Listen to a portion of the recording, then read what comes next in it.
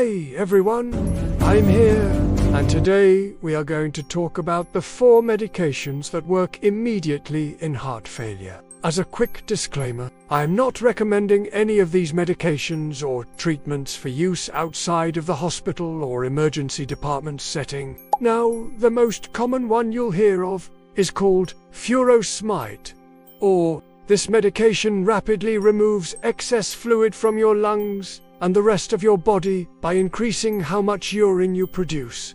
Now, these medications are used for more severe cases. Let's go over some things that do not work immediately. These include oxygen therapy for anyone with low blood oxygen levels. If it was, please share it with others. And remember, knowledge is power.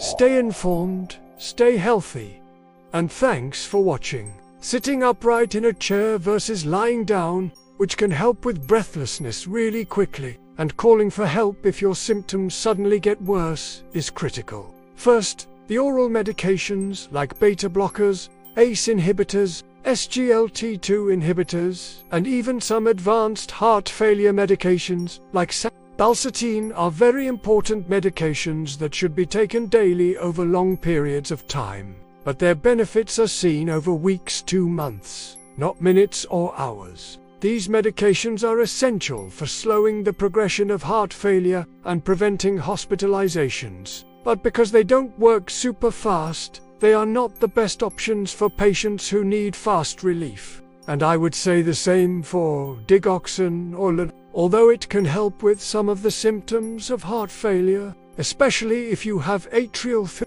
Its effects are not seen immediately, and it is not the first-line treatment in acute scenarios. The most common inotropics you'll hear of are dobutamine or inotropics increase the power of contractions of the heart, allowing the heart to pump blood more efficiently through the lungs and the rest of the body. Because they work so quickly, they can improve blood flow to vital organs like the brain and kidneys, and can help maintain adequate blood pressure in those with very low blood pressure. However, they are typically not used unless other medications like the diuretics and vasodilators are not enough to maintain blood flow to vital organs or to increase blood pressure enough to keep you from going into shock. So these are usually reserved for really sick patients who are in shock or have dangerously low blood pressure. By getting rid of this excess fluid, you will have less breathlessness and swelling in your lungs, legs, or ankles, all of which are very common symptoms of heart failure.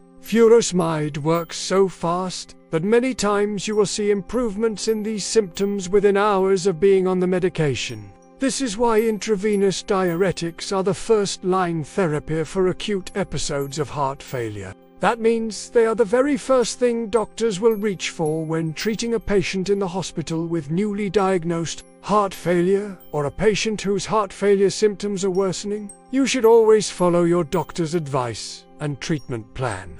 Now, there are a few different types of intravenous but the most common ones you've probably heard of are nitroglycerin or nitro. The great thing about these medications is that they both work really fast, typically within minutes. These medications work by dilating or widening our blood vessels. By doing this, we decrease the workload on our heart and we quickly lower blood pressure. This can be hugely beneficial in patients with heart failure who often have high blood pressure and are struggling to pump blood through their lungs and the rest of their body. As a result, these medications are often used for patients who have chest pain or pressure, shortness of breath, and fluid overload. You can imagine that after having a heart attack, the heart is going to have to work harder to pump blood through the damaged area, resulting in higher blood pressure and fluid overload. So vasodilators can really help take some of the workload off the heart.